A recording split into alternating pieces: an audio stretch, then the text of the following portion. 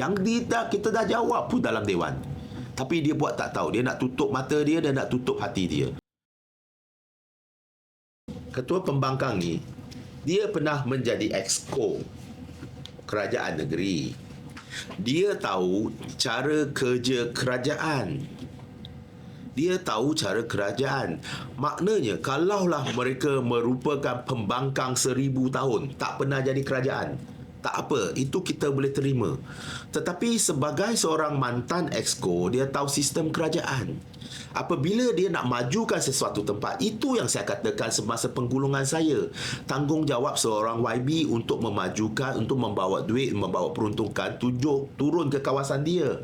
Bukan turun ke pusat khidmat dia. Untuk kegunaan OG, untuk kegunaan dia. Bukan untuk nak bawa projek ke tempat dia. Cara kerja kerajaan ialah memerlukan kelulusan semua agensi yang terbabit. Agensi semua perlu terlibat dalam ulasan dan memberi sokongan. Dan apabila itu berlaku, maka mereka akan dibawa projek-projek tersebut ke SUK untuk kita luluskan dan kita nak turunkan peruntukan dan kita bawa duit ke situ. Untuk makluman, untuk tahun melawat Perak, kerajaan negeri telah menurunkan duit atau wang atau peruntukan ke semua daerah. Setiap daerah, saya ulang, kalau perlu kita boleh ambil data, kita turunkan ke setiap daerah. Tak ada satu daerah yang kita pinggirkan.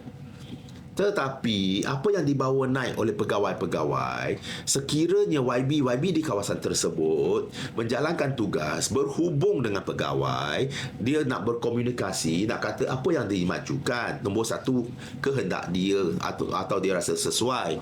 Nombor dua, perlu juga mendapat persetujuan semua jabatan dan agensi bahawa apa yang nak dibawa itu sesuai. Sebagai Contohnya, kalau saya nak bawa sesuatu yang tak sesuai ke kawasan saya, maka pegawai-pegawai tak setuju.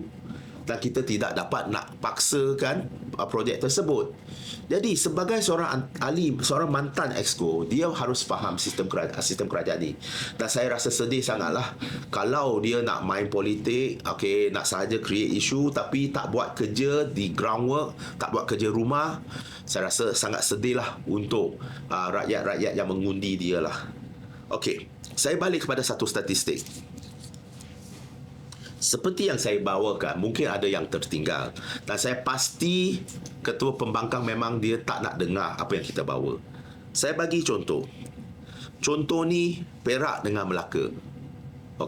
Sebab mungkin Melaka dilihat sebagai pencabar terdekat kepada negeri Perak dan mungkin ada orang sering memperbandingkan kita dengan Melaka.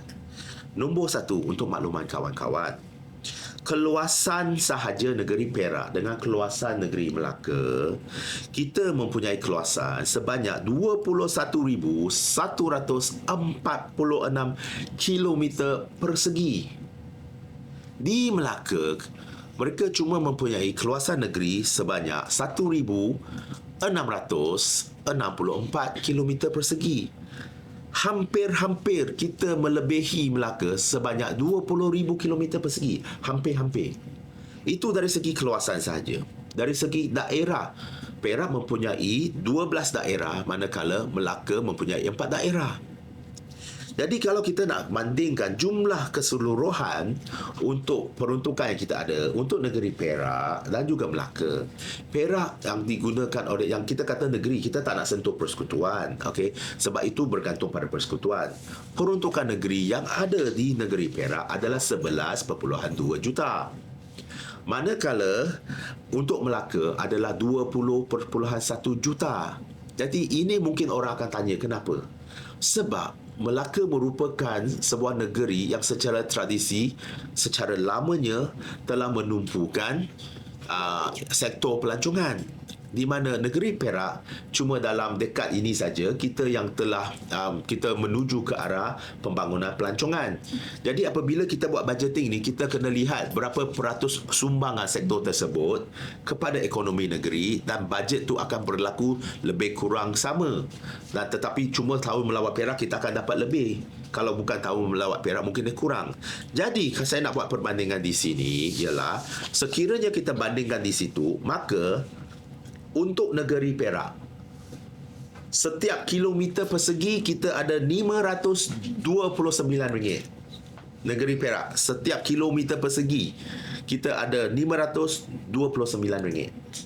Tetapi pada masa yang sama, di Melaka, peruntukannya adalah RM12,079 setiap kilometer. Setentunya, kalau kita kata kita nak gunakan wang yang lebih kurang sama atau lebih, kita bandingkan kepada negeri yang jauh lebih besar, setentunya kita akan katakan bahawa di negeri Perak kita tidak menggunakan wang yang begitu atau sebagainya. Jadi untuk itu kita boleh nak katakan, kalau kita nak buat perbandingan, kita kena membuat perbandingan. Okey, macam nak kita kata, kalau semua wang tu kita tak nak turunkan kepada setiap daerah, kita nak turunkan ke satu tempat, biarlah di Ipoh saja atau di Taiping saja ataupun Semanggur sajalah. Tetapi kalau kita turunkan wang sebegitu, dia akan nampak meriahlah satu kawasan. Tetapi apalah nasib rakyat di daerah-daerah lain? Jadi untuk itu saya nak bagi tahu, kita nak sama ada kata cara kita gunakan peruntukan ataupun kita nak kata di mana cara peruntukan kita dah turunkan kepada semua daerah, di mana dakwaan kedua pembangkang tu saya merasa dia tak buat kerja rumah, menunjukkan cara dia suka berpolitik tapi tak buat kerja rumah. Itu satu.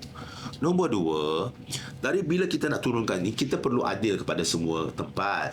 Dan kita nak tengok, kalau kita nak buat semua ni, kita kena tengok bila kita buat bagi tahu jawapan kat Dewan, dia tak nak dengar. Saya tak tahu dia main telefon ke apa ke, saya tak tahulah.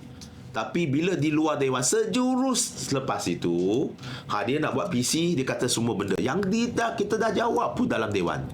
Tapi dia buat tak tahu, dia nak tutup mata dia dan nak tutup hati dia.